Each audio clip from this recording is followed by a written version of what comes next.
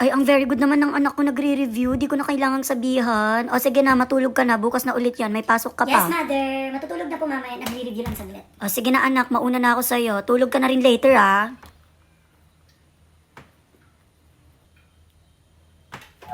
Hoy, Be.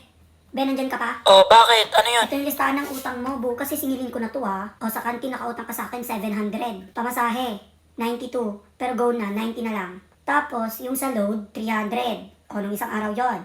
Yung lunch natin sa McDo, 450. Tapos yung gas natin. O, sabi mo sa akin, magsha-share ka 500. 500. O, ayun lahat yung utang mo ha, bukas na bukas. Sisingilin ko na to. Lahat to ha. Kung hindi mo sa akin mababayaran hanggang bukas, ipopost talaga kita sa Facebook. Walang kaibigan dito, be. Bunso, Kuya, ano yun? napanood mo na ba yung Just Give Me My Money na trend? Uy, true, yung trending sa Facebook. What if gawin natin kay mama? Si mama ang i-prank ha, hindi ako. Sinasabi ko sa'yo. Tara, bilis! Sa baba, sa baba! Mother! Mother! Hoy, rap, ano yun? Mami, gawin tayong trend. Alam mo yung ano? Just give me my money! Ganon? Tara na, tapos upload ko rin sa Facebook para naman makita ng mga friends ko na masaya yung banding natin. Hindi lang sila yung masaya, tayo rin, di ba? Dito tayo sa sala, ma. Tara na, ngayon na. Okay, go tayo dyan. Go tayo dyan. Balikan to ha. Tingin sa camera, and then ang sasabihin, just give me my money! And then after sabihin nun, palakpakan na may kasamang hiyawan. Woo! Ganon. Para muna. And then bunso, tapos si mama yung last. Okay na? Just give me my money! Hey! Just give me my money! Hey!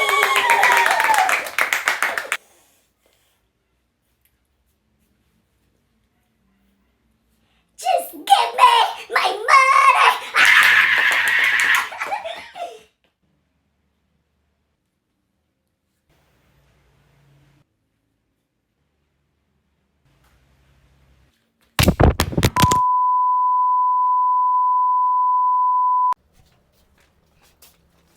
Tao po. Yes. Ano po yon? Dito po ba nakatira si ano? Par Guzman? Ay, dito nga po. Parcel niya po to, ma'am. How much po yan? 1,500 po. 1,500. Ito po, kuya. Ayan. Thank you, ma'am. Alis na po ako. Sige po.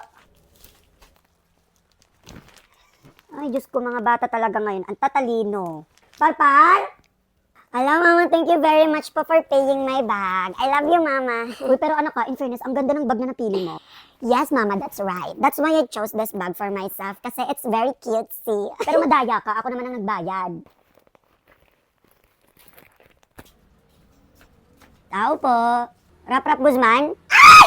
Wait lang, kuya, wait for me, I'm here. How much po yan? 100 pesos lang po. Ayan. Cute. May dadagdag ako sa aking collection. Ang yaman natin, rap pa. Huh? Kahapon may parcel ka na namang dumating. Ako naman pong nagbabayad, tsaka hindi naman po siya kamahalan, ma. Wala akong pake kung magkano yan at wala akong pake kung ikaw yung nagbabayad. Ang point ko dito, imbes na nag-order ka dyan na feeling mayaman, ipunin mo yan para sa sarili mo. Hindi porket may pera ka, order ka na dyan. Order dito, order dyan. Ang kabataan ngayon, hindi lang matitigas ang ulo. Feeling din. Nung si Bunso ang nag-order, siya pa yung nagbabayad, wala namang issue. Tapos ako, nag-iipon ako para sa sarili ko, may issue. Last mo na yan, rap ha? Ay, mama, alam mo ba nakita ko pa sa phone niya, may darating pa bukas ulit na parcel. Glasses naman yun, mama.